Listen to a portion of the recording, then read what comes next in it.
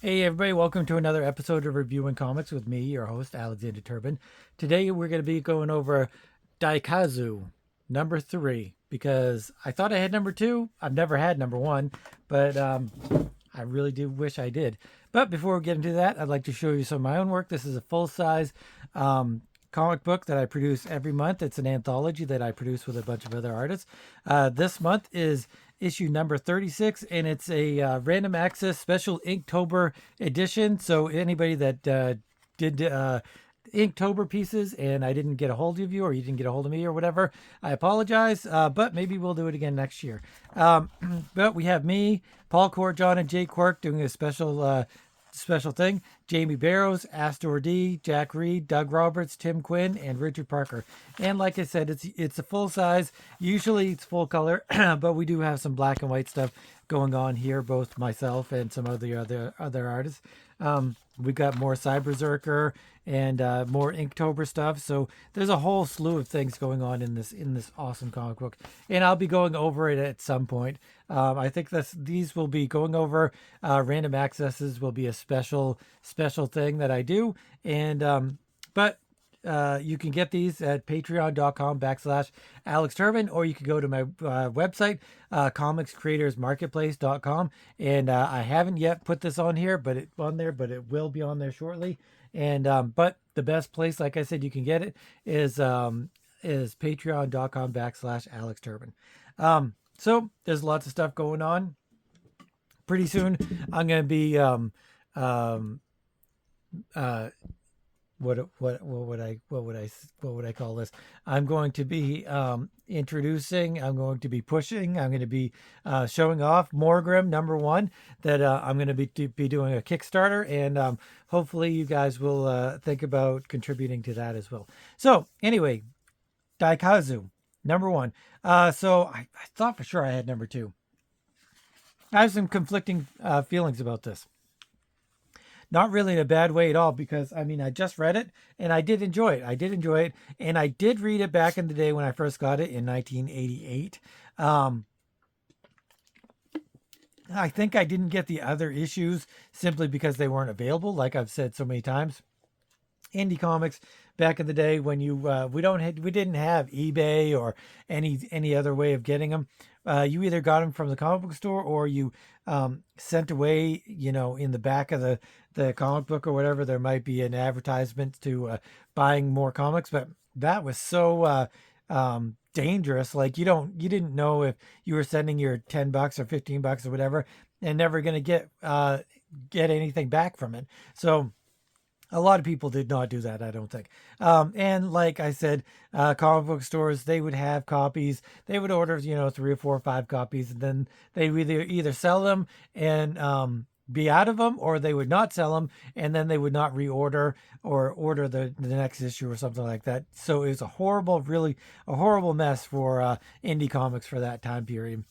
I'm saying really any time period.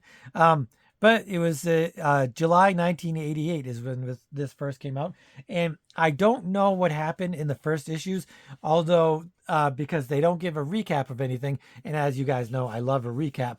But they don't do that. And they kind of talk about what happened in the previous couple issues by talking about what happens as they're going along. But let's dive into this, and hopefully we'll be able to make heads or tails of it. One thing, I don't know the characters. This is issue number 3. So they kind of feel like you should already know the characters and you should be assimilated to them or whatever. I don't even know who this is. Later I find out it is Daikazu, which makes sense. And it's a giant Godzilla type creature. And I love Godzilla. Who doesn't love Godzilla? Godzilla is just like one of the best things ever to come out. But there's a caveat. I only like good Godzilla. I only like Godzilla when he's beating up on other monsters that are attacking Tokyo or wherever. I don't like bad Godzilla. And all of these movies that have Godzilla attacking the United States or attacking Tokyo or whatever, I'm not into it. I don't want to see a bad Godzilla. I want to see a good Godzilla fighting Mecha Godzilla, fighting Ghidra, fighting all of these other monsters. That's what I'm into. Let me know if you guys are into bad Godzilla and good Godzilla, or just good Godzilla, or just bad Godzilla, because I'd like to know if I'm really the only one, or whatever. So it starts off and it's pretty quiet and peaceful. We've got Daikazu, and he's just kind of moving around the ocean floor looking for fish to eat, and he kind of sniffs the fish and he grabs a handful and he shoves it in his mouth, and that's kind of pretty basic stuff for a giant monster comic book. So that's cool. We're into it. I'm into it. That's cool. But then they add these characters. I really thought that this was been done. I couldn't find Mike Wolfer's name here for the life of me. I eventually did look him up, and he's done a bunch of stuff for Image and Marvel and DC. I think Image and Marvel and DC. I know Dark Horse and Image, I think, but maybe DC. He's done a lot of stuff. I think mostly his writing, though. I think his art has kind of gone by the wayside. I think almost all of his stuff that he's done previously or after this has been the writing, which is really too bad, because I feel like his art was progressing and it's really cool. Like I said, I thought it was kind of, it looks a lot like Ben Dunn, who did the Ninja High School, and some of the other the oh, what's it called, the Nun, the warrior nun. He did that too, and it really looks similar. I think it's that American anime manga look, and I think they just kind of assimilated that in the same way. They had probably had the same influence and stuff, so they really went the same way with their art, which is really good. I like it, but I don't know if he abandoned it completely or if he just did special projects or whatever. I could understand being a comic books writer, because you want to get all of your ideas out there, all the characters, all of the stories in your head out there, and there just really isn't enough time to do that.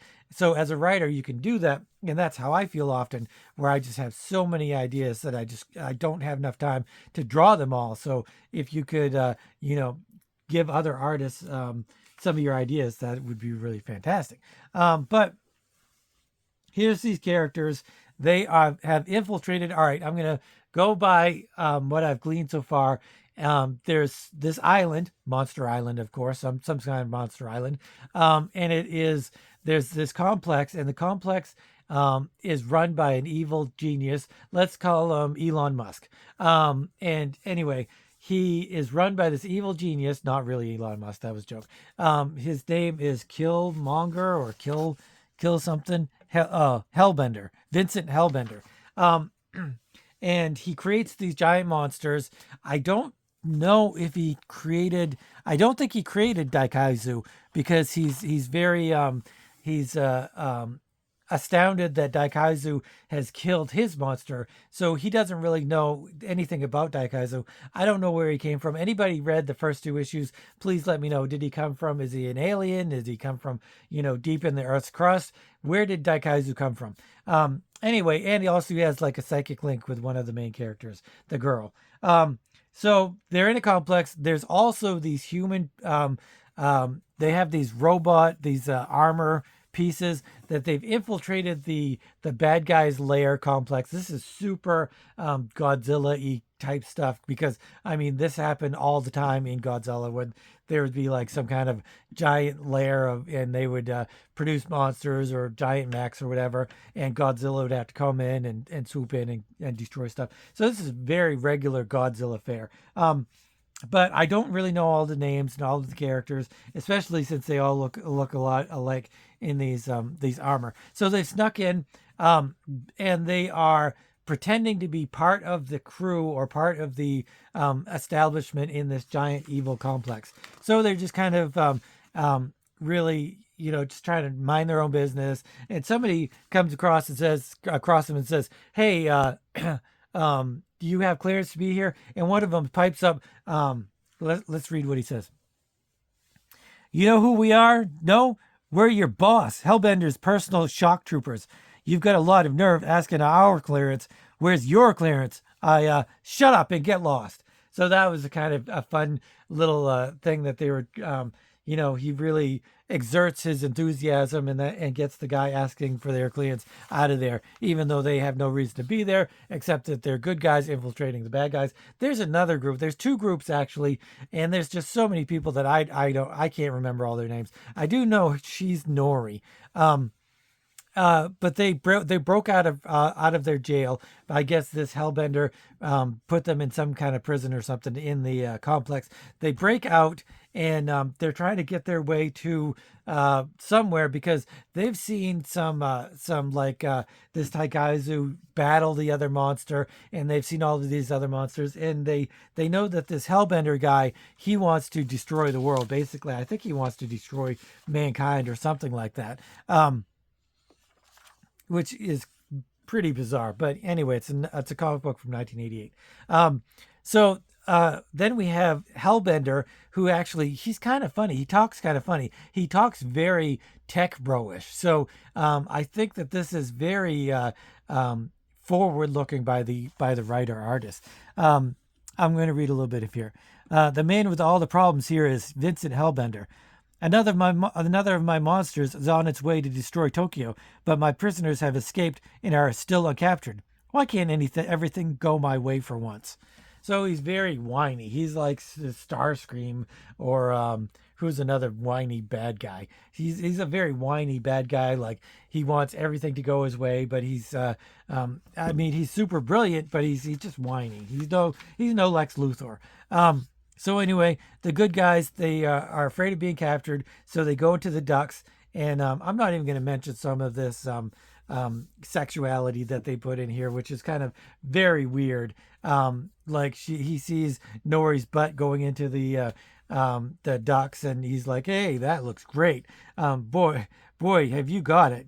That kind of stuff, which is very, it's the times, I guess. It's 1988. I mean, it's the time of Wolf of Wall Street, and things are much different now, even though the pendulum is swinging back a little bit away from that kind of stuff. I think everybody has kind of learned their lesson to be a little bit more respectful, I guess. It would be the word or catchphrase or something. The good guys, I'm going to call them armored good guys and not armored good guys, because I just don't remember their names. They come up, and I guess this is the armored good guys, and they are want to break into the complex or something, and I don't know, stop the bad guys. I'll read some more of this Hellbender, Vincent Hellbender. The glass and oxygen unit are fully functional. Most of the wiring is in. It's basically the small things that need completing. That's great. All we need to do is get the inhibitor fence up and operating in the bay. This pen was designed to hold Rendar. Rendar is the giant creature that he created, if he ever become unruly. But I have other aquatic creations that we can keep here since Rendar has been destroyed. Rendar must be dead. He doesn't respond to any of my summons, and I'm not getting any life readings on his monitors. His body's out there somewhere, though I might find some use for it if I can retrieve it. Then it goes to Daikazu, and he is walking through the forest. And then, lo and behold, it's Rendar. Rendar comes back. Rendar's the bad guy, obviously. And he grabs Daikazu's arm, and they start tussling back and forth. We go into the evil complex, and so Rendar is still alive. Maybe the implants in his body are malfunctioning, giving me negative vital signs. Rendar, this is your master. Rendar, he's not responding. So then they just kind of fight again. And Rendar, it's impossible for him to disobey my orders. What can be wrong? Just yards above Hellbender, the dogs, I guess the good guys in the armors are called dogs. Kurt, enter the imposing chamber. Imposing chamber. I think it might be supposed to be opposing chamber. Look at the size of this place. What's with the big fish tank? Don't look around too much. You look like tourists. Act like you live here.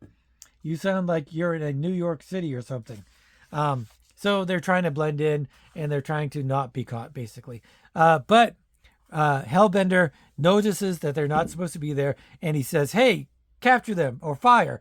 But this guy says, "Capture, ha! I'll blow him away." So he's a security guard that gets a little bit too excited. And then later on, this guy says he was only security and didn't really want to be there. It's, you know what? That's crazy.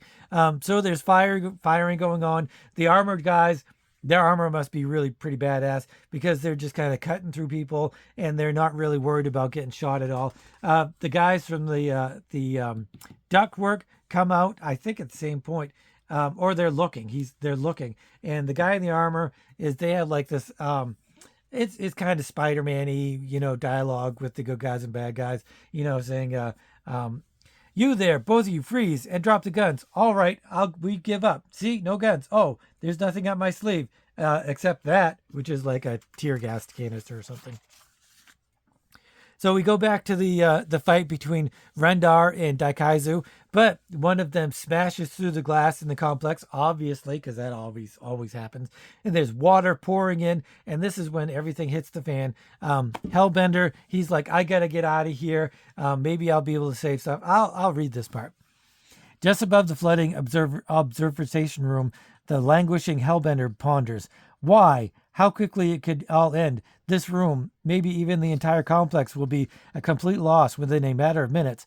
Once the water hits the backup generators now supplying power, this whole place could go up. I seriously underestimated the power of the creature battling Rendar. Now it can count me as well as an enemy. Many of the men could drown. It's just as well. Dissent was growing in the ranks against me and my plans. They're expendable. I'll find others. There's always others. So he talks very tech bro-y, which is really kind of interesting and unusual at the same time. Monsters are fighting all around, or just these two, Rendar and Daikazu, and water's coming in, and there's explosions, and the good guys going through the ductwork. They finally do make it up to the surface, and then they're attacked by these spider wolves, which I'll explain the spider wolves afterwards. They do actually talk about it. But then you have the good guys in the armor. They're still in the complex, and they're trying to get their buddy who's not in armor out of the complex as well, because I guess they can just fly. So they make it to a place where they can kind of zoom over. But I don't know why they don't just fly him over there. There's this electrical wire, and they swing from one side of the complex to the other because they're trying to get to the elevator, I guess, or the elevator shaft. They go through this process of one of them does it, who's in the armor, so he's okay. But then this other guy, I don't know who he is. He uses the wire. He swoops over to the other side of the complex, and he barely makes it. Whew! And they talk about like something about Indiana Jones or something like that. Rendar and Daikazu are still fighting. Daikazu has this spiked tail, and only Rendar has this big claw, and they're smashing against each other. And this double page spread, boom, of Daikazu and Rendar fighting, which is really pretty cool. I kind of wish there's a little bit more detail, but I'll get into that in the art and the writing aspect when I look at it. And they're smashing into each other, and Daikazu just punching him and punching him and punching him. This is the part in the when I can remember very clearly watching the Creature double feature on FX. Was it FX or something like that? It was a channel that we got from Boston, and I would watch almost every Saturday. I'd watch the Creature double feature, and it'd be either Dracula, or a couple Dracula movies, or a couple Frankenstein movies, or a couple Alien movies, but often it was Godzilla movies. And whenever the monsters would be battling, I'd be sitting there on my parents' bed, watching on this little black and white TV usually, and I would be up and punching pillows and getting all excited and having a great time just watching these two monsters. It was almost like wrestling, kind of, even though I was never really into wrestling, but it was very much like wrestling, in the same vein of wrestling. So it was so much fun. But that's my great memories of Godzilla, and this is a really it harkens back totally to those times. The good guys in the armor, they finally make it to the elevator shaft. They open the elevator shaft. There's no elevator in it, obviously. So they decide to, two of them can use their jets to ferry the other two up. So they're flying up, and they make it up to the top of the shaft, but there's an elevator coming, and so they have to open the door really quick, or the elevator that's coming up is going to destroy them. The non-armored heroes are on top of the island, and they're being attacked by these wolf spiders, and I will get into this a little bit.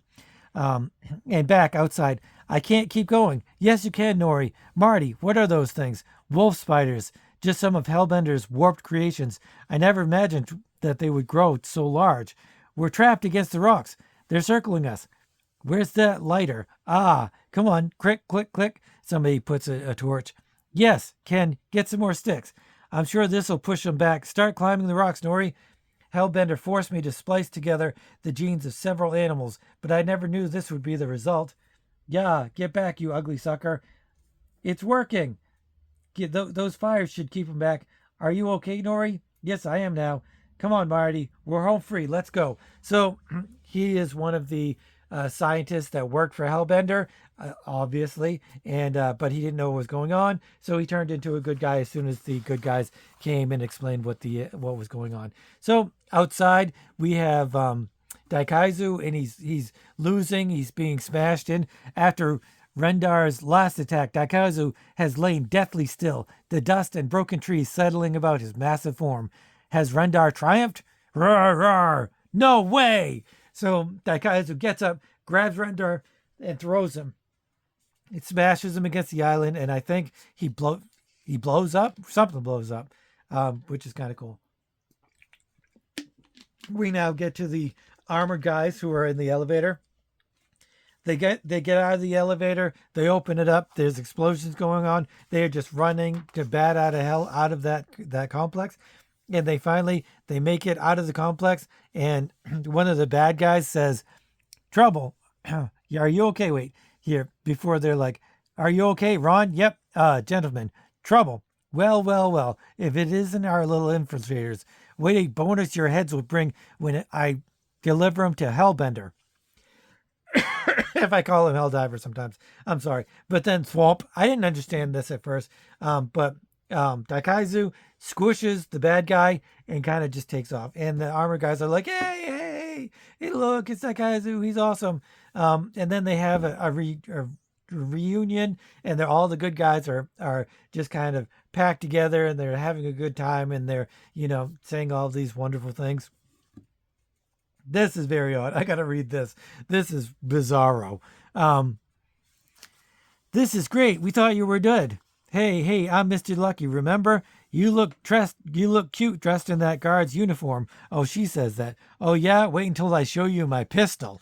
So, again, some of this weird sexual innuendos, which really, not only is it inappropriate now, it was probably inappropriate then, but it also sounds silly. I mean, reading it now, it sounds silly.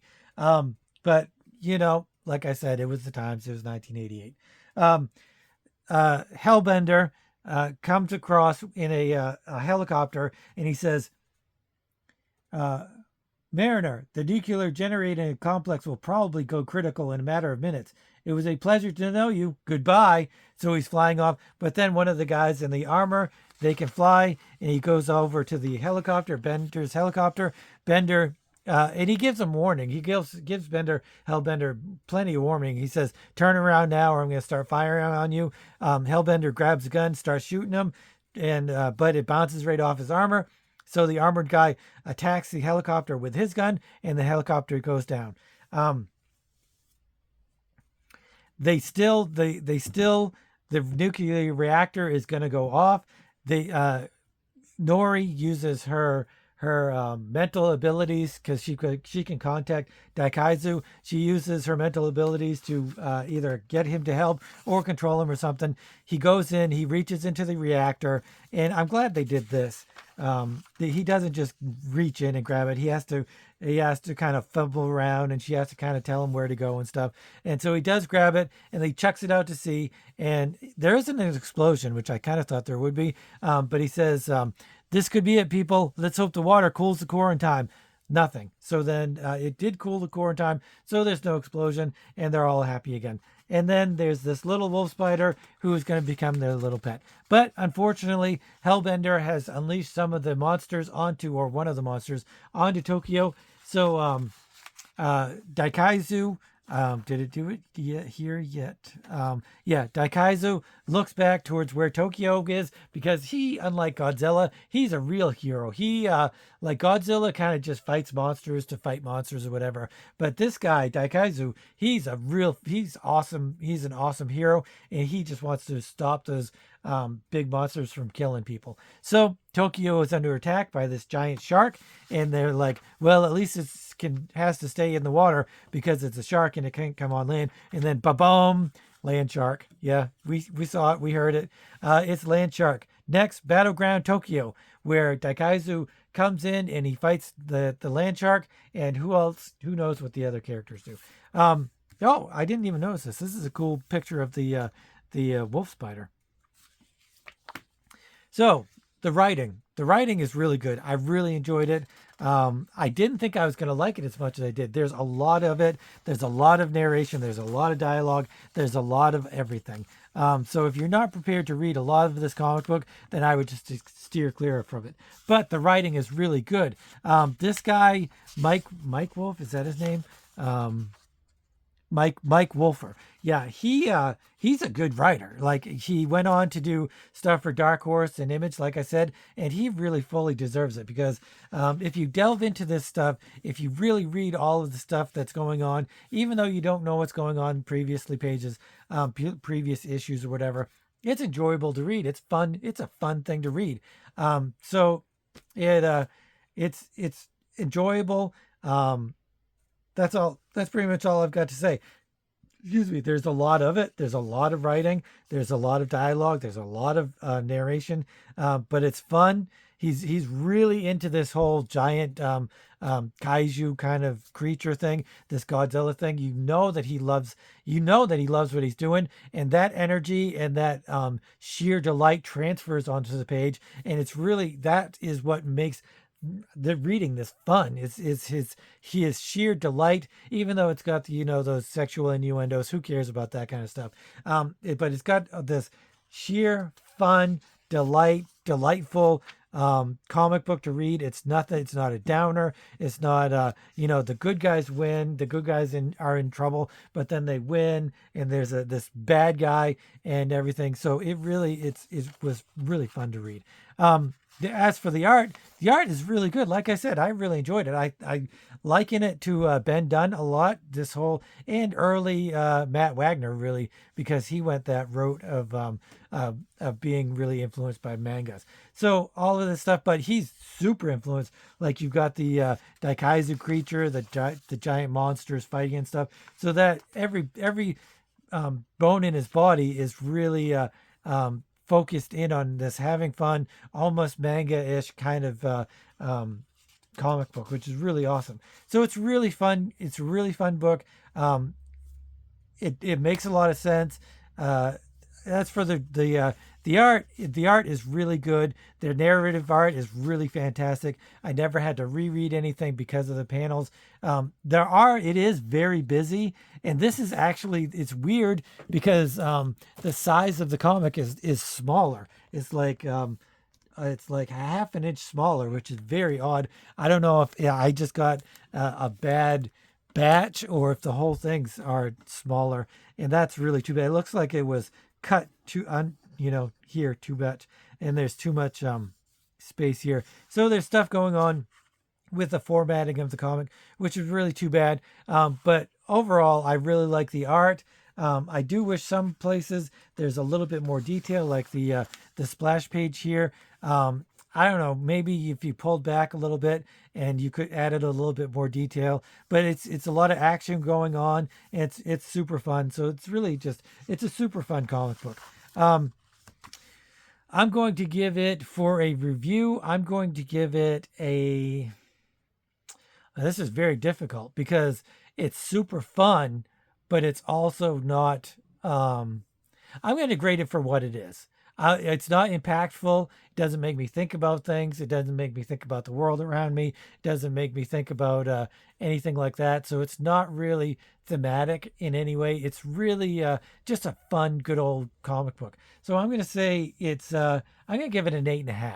I'm going to give it an 8.5. I can't give it more than that because I didn't read 1 and 2, so I was lost in some of the stuff, even though the writing is so good that it does kind of lead you up to some of the things going on. I didn't love the characters. The characters are very generic. That is one of my only problems with the writing and the art, is the characters are very generic, and that's too bad. But other than that, which probably brings it down, that's what bring it down to the 8.5.